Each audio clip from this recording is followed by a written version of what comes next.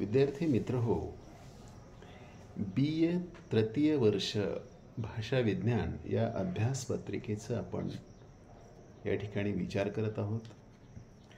मागच्या तासिकेमध्ये आपण बघितलं की भाषेचं स्वरूप समजून घेताना भाषेला एक सानुक्रम रचना असते, ध्वनींना एक सानुक्रम रचना असते. ध्वनी कधीही भाषेमध्ये सुटे वापरता येत नाहीत, तर ते सानुक्रम रचना केल्यानंतरच त्याला अर्थ प्राप्त होतो. आणि हा अर्थ देखील भाषेमध्ये रूढीनेच निर्माण केलेला आहे.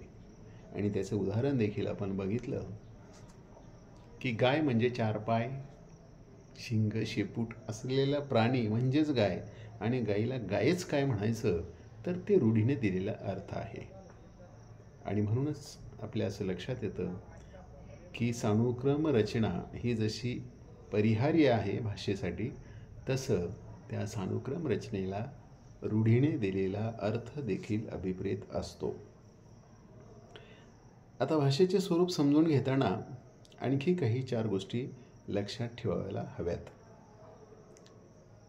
ते म्हणजे की भाषा, नंबर 1, भाषा ही ध्वनींची बनलेली असते.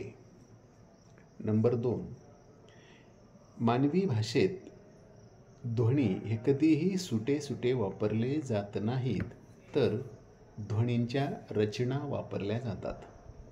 नंबर 3, भाषेतील ध्वनी रचना सानुक्रम असतात व त्यांच्या मागे रूढीने दिलेला एक अर्थसंकेत असतो. नंबर 4, रचनेचा अनुक्रम व तिच्या मागील अर्थसंकेत यादृच्छिक असतात, म्हणजेच योगायोगाने तयार झालेले असतात व रूढीमुळे, म्हणजेच मागच्या पिढीने जे संकेत वापरले तेच पुढच्या पिढीला ते टिकून राहिलेले असतात.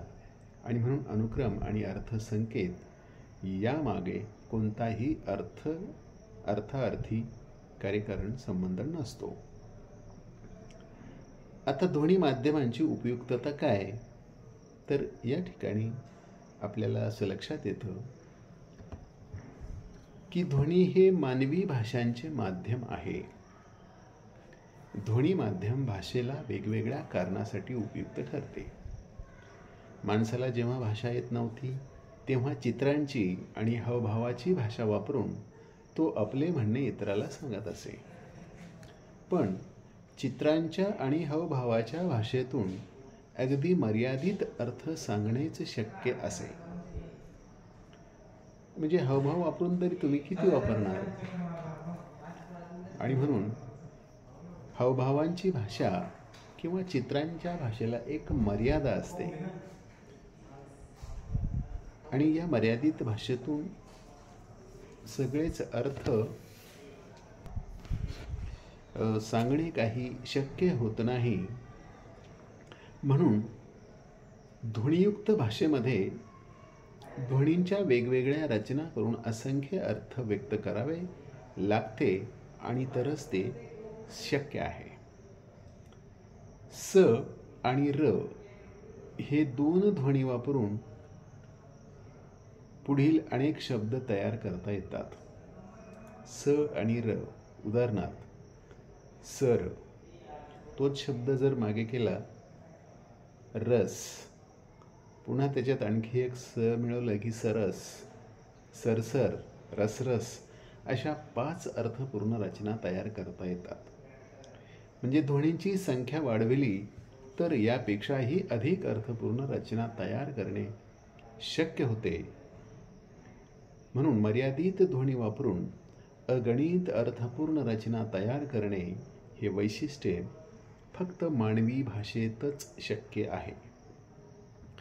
प्राण्यांच्या भाषेमध्ये असे ध्वनी सुटे कधीही वापरले जात नाहीत. म्हणूनच प्राणी अगदी मर्यादित अर्थ व्यक्त करू शकतात. जितके ध्वनी तितकेच अर्थ असे प्राण्यांच्या भाषेचे मर्यादित स्वरूप असते. परंतु मानवी भाषेमध्ये मात्र अगदी मोजक्या ध्वनीमध्ये देखील वेगवेगळ्या रचना करून अनेक अर्थ अर्थपूर्ण रचना आणि त्यामधून मानवी विचार भावना ह्या दुसऱ्यापर्यंत पोहोचवल्या जातात, तरीही ध्वनी माध्यमांची एक उपयुक्तता मानवाला निसर्गाने दिलेली देणगीच आहे असे आपल्याला म्हणता येईल. धन्यवाद.